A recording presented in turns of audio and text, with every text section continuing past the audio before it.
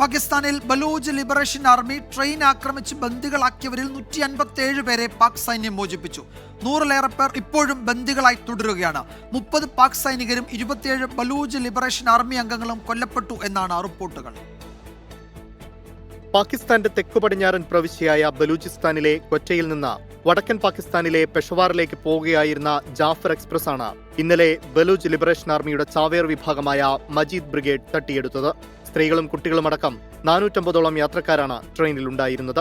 ബന്ദികളാക്കിയവർക്ക് പകരമായി പാക് സൈന്യം തട്ടിക്കൊണ്ടുപോയ BLA നേതാക്കളെയും ആക്ടിവിസ്റ്റുകളെയും കാണാതായവരെയും പാക് സൈന്യം 48 മണിക്കൂറിനുള്ളിൽ കൈമാറണമെന്നാണ് BLAയുടെ ആവശ്യം. തങ്ങളുടെ ആവശ്യങ്ങൾ അംഗീകരിക്കാത്ത പക്ഷം ട്രെയിൻ പൂർണ്ണമായും നശിപ്പിക്കുമെന്നും ബന്ദികളെ വധിക്കുമെന്നുമാണ് ഭീഷണി. ബന്ദികളിൽ പാക് സൈന്യത്തിന്റെയും മറ്റു സുരക്ഷാ സേനകളിലെയും ഉദ്യോഗസ്ഥരുമുണ്ട്.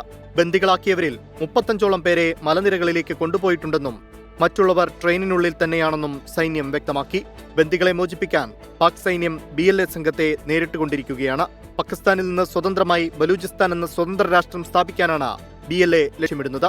International desk 24.